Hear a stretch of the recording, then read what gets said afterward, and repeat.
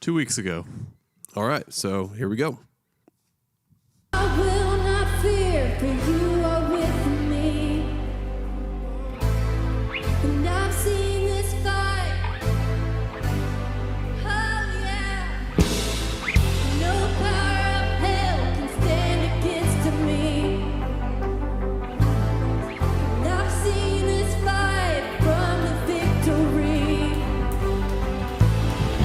I will not fear, for you are with me. And I've seen this fight from the victory. No power of hell can stand against me. 'Cause I've seen this fight from the victory. You never fail. You never will. I'll trust your name for great things. All right. If I was going to give that like a grade, I'd probably give it a low B. It's definitely not our best live stream mix that I've heard. I think the main issue with that is too much reverb.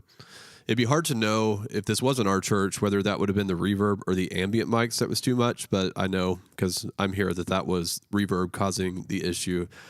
Just too much reverb on the vocal was making the whole thing sound a little bit muddy, a little bit swimmy. I don't know how else to explain it, but it was a little bit off because of that. And also just as a fine-tuning thing, the snare wasn't loud enough in the mix. It was kind of off in the distance, and it needed to be more in your face. What'd you think? I agree with that. I actually had him add more reverb on the snare that week because I like a lot of reverb on the snare in that particular song. So I actually had him boost it quite a bit. Did you hear the extra reverb on that? I did. I think it just needed some more direct sound along with the reverb. Yeah. Yeah. I didn't give him direction on that. So Did you ask him to put more reverb on the vocals too? I noticed it like this last Sunday in the room too, that there's too much reverb going on the vocals. And it was just giving it kind of like the sound wasn't even full in the room just because there was so much reverb going on. And yeah, we'll fix that up for next week. yeah, we'll fix that. Visually, it's dark. We've already covered this. We prioritize the room. We like it kind of dark and subdued with the lighting on the more worshipful part of the service. So that's why it looks dark on the live stream. It looks the same every week. We have one camera angle. Everything's pretty much the same, so not really much to say about that. All right, awesome. While Dylan gets the next one loaded up, I want to say hey to Candace. Good to have you. She's actually our bass player / music director here at No Limits, and you're awesome, Candace. I actually played the Christmas service, the drums, because there were some people that were out, and I was filling in, and Candace was not here to lead the band, and we were lost without you. It's true. Baron, it's great to see you again. Anybody else who's tuning in, go ahead and let us know where you're from in the comments. We'd love to know, and let's get into this next one. This is Hope Baptist. Bless the Lord, oh my soul, oh my soul, worship His holy name, sing like never before, oh my soul, I worship Your holy name, sing like never. All right. So first thing that I liked about that is I could really hear everything that was going on in there. I could hear the bass drum, could hear the bass, could hear the acoustic. Everybody that I was seeing, I was hearing. So that's great. The few things that can make this live stream sound better is I think there was too much ambient mics in that live stream. I could tell that it was ambient mics and probably not reverb in this situation just because of the way that it sounded. So I would dial those back probably a 5 dB or so to really clean up that mix. Also, the acoustic guitar sounded a little too like thin, and I don't really know how to explain it. It just didn't have a lot of depth and body to it. That could be an EQ issue. That's where I would start first. I would go look and see what the EQ looks like on the acoustic guitar. Maybe even level out that EQ and start over. But it could be a pickup issue because depending on the acoustic guitar and what's in it, and I mean, it can give you something that's not very good to work with. I found that over time that even more expensive stock pickups in acoustic guitars don't sound good. We actually covered this in the last live stream review. But if you go search our YouTube channel, Dylan did a great video on some other options that you can use on your acoustic guitar to get a better sound at the source. So go check. Do you remember what that video is called so they can search for it? It's a recent one. If you just go to our videos, it'll pop up pretty Okay. quick. Awesome. And then one other thing, on the vocals, they were sounding a little bit muddy. You could clean those up by making sure you have a low cut filter on all of them, somewhere between 120 and 180 hertz. I'd go ahead and dial it up closer to 180 hertz. And then if that doesn't clean it up enough, then you'll also want to add a peaking filter with a Q value of around 3 or 4. And then you're going to want to cut about 6 dB in the 400 to 600 hertz range. And the way you find out where you need to cut is you actually boost 6 dB and sweep through that frequency spectrum until you find where it sounds the worst. And then you can cut that part out of each vocal, and it's going to make them sound a lot better. Yeah, we go back to the feed here. So visually, I think everything looks good. I've been flipping around through the angles here. There's one thing that I would recommend you change to kind of help make it look a little better, and that's the skin tones are looking a little ghostly. So it looks like there's some hot spots with the front lighting. So maybe if you did some adjusting with the front lighting, maybe just the intensity of how you have those specific lights turned up, and then maybe bump your white balance up towards the warm side a little bit more. They look a little cold. That might help add some life to them. Without seeing your specific scenario, I'm not entirely sure what you would need to do to fix those ghostly looking skin tones, but I would try those things. Just experiment with your camera settings. Maybe your exposure is higher than it needs to be. You know, there's some solutions for you. But if you get those skin tones looking a little more natural, I think all these shots would look fantastic. So good job. Do you think it's hard to get the skin tones right whenever they're against a wood background like that, since it's so close to skin tone color? It can be. When you get them close, it's just going to make the wood look even more orange and poppy. Okay. It's just kind of how it is. I love how they did their lyrics. Yeah, how it's transparent Yeah, like that. that's unique. I haven't seen that before. Looks good. All right, while he's loading up the next one, I want to say hello to Kid Casual. I'm sure you have a real name, but that's your YouTube name. So, hey, great to have you. Andrew, thanks for being with us. And AJ, it's great to have you, man. Thanks for hopping on. All right, you ready for the next one? Yep. This is True Life Church. Here we go. Yeah, yeah. Whoa, whoa. I am a child of love. Yeah, yeah. Whoa, whoa. I am a child of love. Nothing can change the way you love me. Nothing can change the way I belong to you. Yes, I do. Nothing can separate. Nothing can change the way you love. All right, awesome. I'm going to have to assume, just because I don't know, that was backing tracks with the vocals, because I don't see any instruments on the stage. It could be wrong. There could be instruments off of the camera. But either way, the balance between the vocals and the instruments was off. It's kind of like the vocals were way up top and the instruments were way down here, where you could only really hear them between the vocalists singing. So I would bring down the vocals to make those blend better together. I also noticed that the vocals got a little harsh whenever they were singing louder, and that usually means that there's a compression problem going on. Maybe you're not using compression at all, or if you are, then you probably just need to add more compression to those vocals so there's not so much dynamic range. When it comes to vocal compression, you're going to want to dial that threshold down to where the gain reduction meter is reading about -6 dB.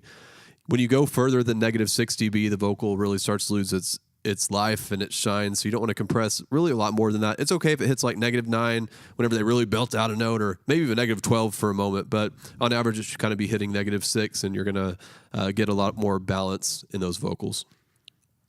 Yeah, and I think your shot looks great. I really love the creative lyrics you got going on down there.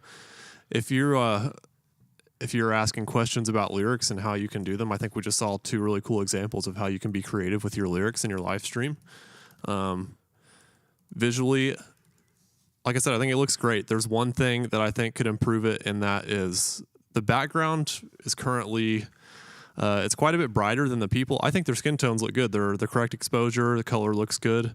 And this is going to come down to whether you want to prioritize the look of the background in the room or on the live stream. Because when you drop down the exposure on the wash lights, it's obviously going to be darker in the room. Maybe it won't look right there. I'm not sure because I'm not there.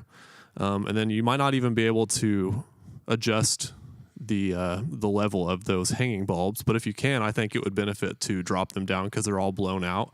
It'd be a really cool look. And then it also adds some separation between your singers and the background, if that makes sense. And by drop them down, you mean dim Dim Yeah. them. Awesome. Yeah, I love the wood wall, and I like the blue in the center. It's a nice contrast. Before we move on to the next one, just want to give you some more settings for vocal compression. This comes from my vocal compression cheat sheet. You're going to set the ratio to around 3, the attack to around 10 milliseconds, hold to 0, release 50 milliseconds, and then like I said about the threshold, you'll dial that to where the gain reduction meter is hitting about -6 dB on average. So again, that's ratio at 3, attack 10 milliseconds, hold 0, release 50 milliseconds, and then set your threshold so the gain reduction meter reads -6. You can always replay this later if you need those settings, but that's a great starting point for vocal compression. All right, let's head on to the next one. This is, let me go back and see the name here. Tree of Restoration. Here it goes. There is a place that I love to dwell, It's the presence of my Father. All the hosts of heaven gather, worshiping, bowing down before Him. Again, sing. There is a place that I love to dwell. It's the presence of my Father. All the hosts of heaven gathered, worshiping, bowing down before Him. All right, awesome. Thanks so much for sending this in. A couple things that I noticed. The vocals, I couldn't tell which one was the lead vocal, so I would mix those a little bit differently. Make sure your lead vocal is mixed above those background vocals. Otherwise, especially, I heard several vocals singing the same thing, which is great. And that gives a nice choir feel whenever it's mixed right. But whenever they're all mixed kind of at the same level, it just kind of makes the mix sound a little confusing. So find out who your lead vocal is and then mix those other ones a little bit below that so it kind of fills them in instead of competing with them. And I also noticed the overall mix sounded just a little bit dull, like it's missing some of the high frequencies, and I'm wondering where they went. And to find out, I would go through channel by channel and see what you're doing as far as EQ goes. And if you're cutting somewhere in that 2 to 5 kilohertz range, that's what we're missing. So I would go through those channels and find out where we're getting rid of that. And maybe you're getting rid of it because it's too harsh in your room, and I totally get that. But a more appropriate way to do that would be to add that EQ filter on your main mix. That way you're EQing that out of the room, but you're not EQing it out of the live stream because we want that clarity in the live stream.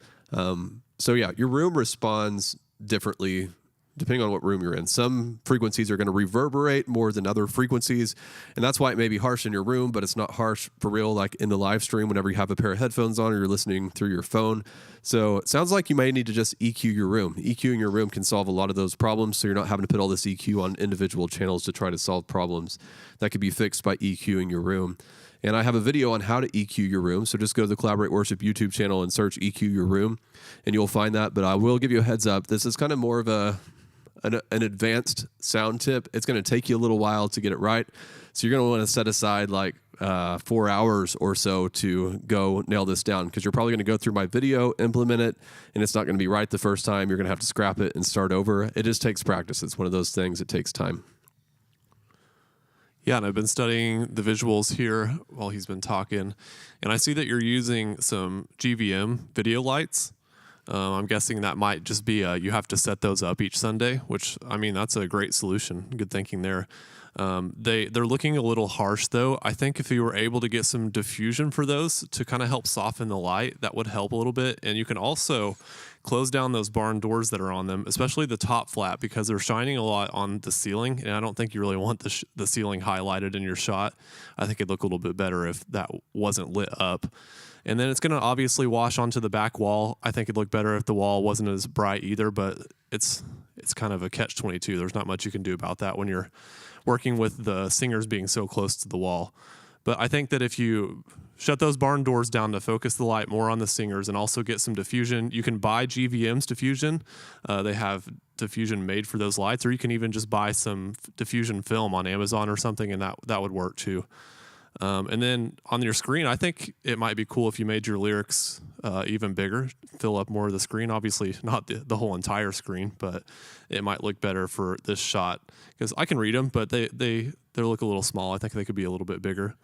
Other than that, I think with what you guys are working with, you're doing a great job.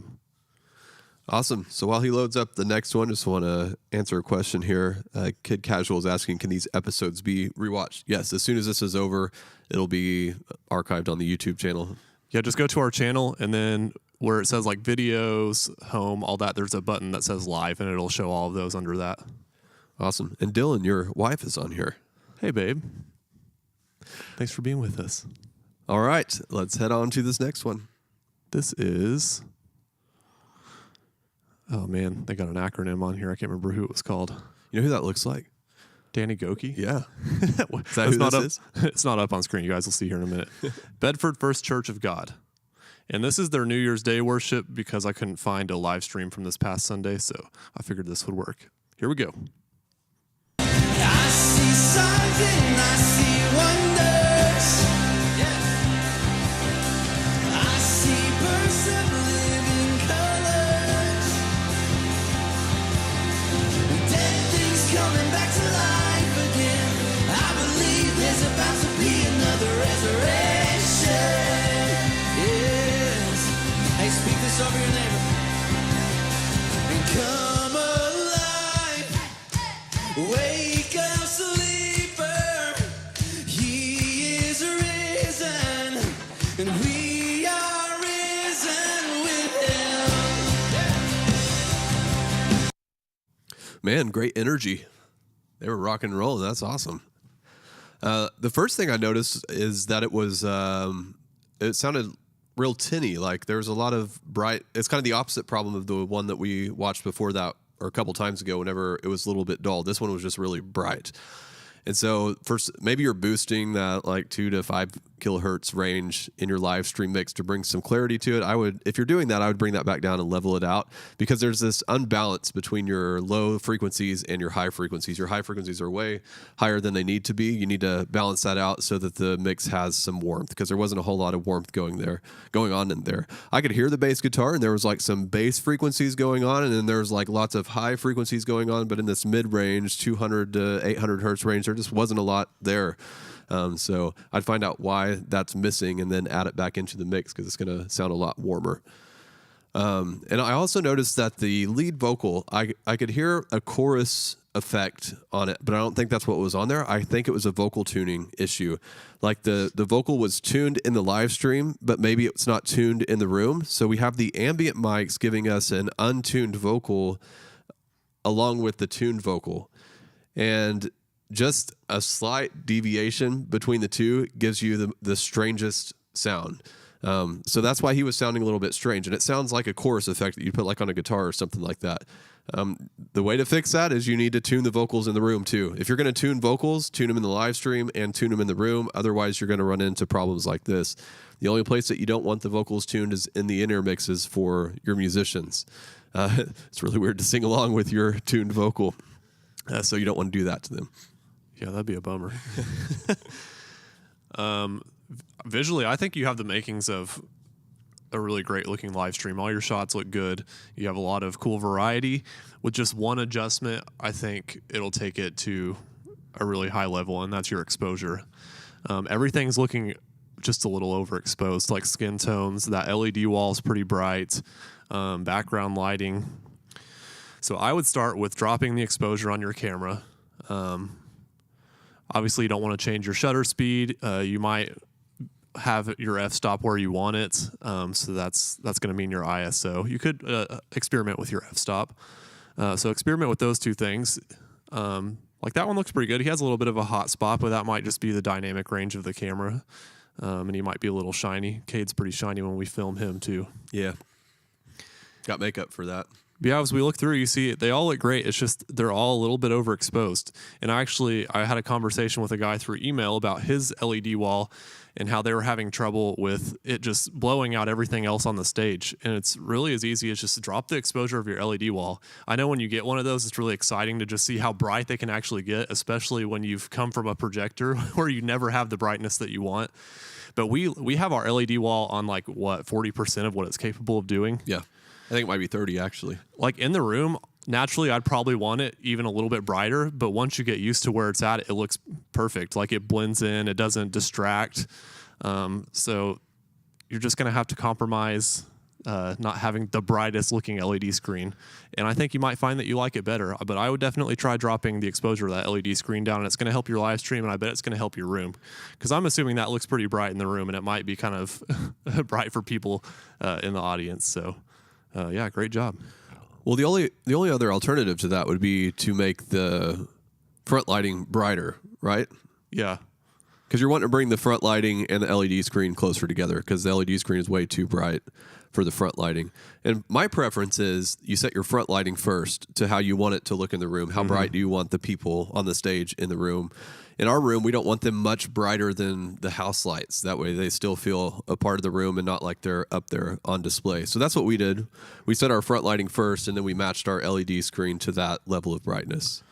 Let me go to a part of our service where the LED screen actually has a background on it, and you'll kind of see where our levels are at. So it's actually a pretty close representation of what it looks like in the room, too. That's even a brighter looking motion background. And it's just, yeah, in worship, it's brighter than we are, but whenever it comes to like the message, let's see if I go here to the message. It's pretty on par with where he's at. It could probably even be a little bit dimmer, in my opinion. But I think we got it pretty close to where we wanted. It looks good in the room, and we're happy with it like that. But I would say what this looks like right here is a name for where your brightness of your LED screen should be. It definitely doesn't need to look like a collapsed star. Speaking of LED screens, we got our LED screen from Worship Productions. And if you're looking to get one, but you're like, how will I ever fit that into the budget? They have LED screens at much lower cost than these other places. Is their website worshipproductions.org. So if you're interested in an LED screen, I definitely recommend that you reach out to them and get some pricing from them. They even have some pricing on their website so you can see how much they are before you actually get into it. But they're great to work with. We've done a video on our LED screen. If you want to see our experience, it's on our YouTube channel. But if you do go and get one, just let them know that Collaborate Worship sent you, because that is one way that you can help support our channel so that we can keep bringing you great content. All right, is this the last one? This is. All right, here we go. This is St. Bartley Church. Here we go. Praise! Hey! Yes, Lord! Come on, team, let's go! Lift your voice and say, Hallelujah! Lift your voice and say, Hallelujah! Lift your voice and say, we sing hallelujah!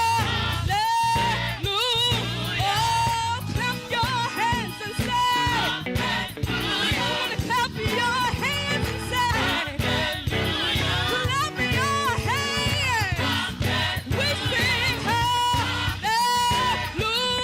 Oh, lift your voice and say.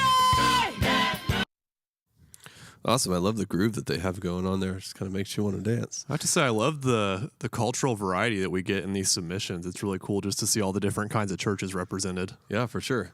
Did you hear that organ player just really getting after it? Ripping Man, it. That was good stuff. I wish I could play the organ like that. I know. Why don't we have an organ player? Oh, man. That's like a special gift there. This white boy on an organ, it wouldn't sound anything like that. It'd be lame sauce. All right, so I love all the vocals that you have going on there. That's exciting. One thing I did notice about the vocals is they sounded thin. There wasn't a lot of warmth to the vocal, so maybe you're boosting in those high frequencies I feel like I'm kind of a broken record here, but 2 kilohertz to 5 kilohertz range. If you're boosting in that range to bring clarity to the vocal, I get it. But a better option would be to level that out. Don't boost those high frequencies. Instead, go back and make sure you have a low cut filter somewhere around 180 hertz. And then you can cut out the like 400 to 600 hertz range if you need to add even more clarity after that. You'll want to not cut more than like 6 dB in that range. And if you do those 2 filters, low cut filter and that one filter 400 600 hertz, you'll end up with a clear vocal that still has warmth. So I'd go through each of those vocal channels and apply that, and you're going to notice that vocal mix like just really coming to life and having a lot more warmth and energy to it. And also, since you have so many vocals, I would experiment with panning on those vocals so they're not just all kind of like fighting for the center of the mix. I would pan the ones who are on the left of the stage a little bit, maybe like 20, 30% to the left, and the ones on the right of the stage, 20, 30% to the right, and then keep your lead vocals in the center. And you could even kind of like say the one that's all the way to your left, put them at 30%, and then the next person at 20%, the next person 10%, and 0. I would just really try to widen out that vocal mix and see what that does. I think you would be pleased with the results of it. Cool. And I've been looking around here at the visuals. I just have 2 recommendations. First one, as we're looking at this shot here, she's kind of hidden by that podium. I don't know what it looks like to fix that. Maybe she just moves out from behind it and nobody's standing behind it, or maybe someone taller standing behind it, but she just looks a little swallowed up as the lead vocal by that podium. And then the same thing is I've recommended to some other churches in this review. The background is quite a bit brighter than our people on stage. And you know, maybe this is just a look that some of you are going for, and that's totally okay. I'm just talking about, for my preference, I would do some experimenting with the difference in brightness between your background and your subjects on the stage. I typically prefer the subject to be, you know, the focus of the lighting, them to be the correct exposure, but brighter than what's going on behind them, so that the background isn't a distraction. And maybe it looks good in the room, and that's what you're going for, and that's totally okay too. But I would try experimenting with that. Did you talk about, like, you see the 2 orange lights, how they're really hot in the middle? Like, how do we even that out?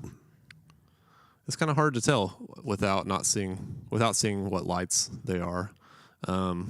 Maybe putting some diffusion on them would make them less focused.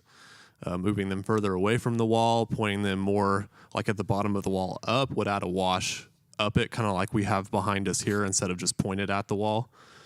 I imagine you probably don't even notice that as much in the room, because that's how it goes, right? Your camera exaggerates stuff like that. It's true. But it might even make it look better in the room if you got it less focused too, even though it doesn't look blown out like that in the room. Awesome. All right, we had a question here. AJ was asking if people are running a separate mix for online. Are they using the same board, or using a mixed bus channel or a dedicated mixer for streaming? AJ, there's definitely like a wide range of different churches are doing different things. The thing that I advocate for is using the same mixer, and use a bus mix on your mixer with most things set to post fader, except for a few exceptions. And I actually walk you through all of that, like how to set that up on your mixer and how to get it going, in my free live stream course. That's called Live Stream Mix Made Simple. You can get access to that for free by visiting collaborateworship.com, or use the link in the description.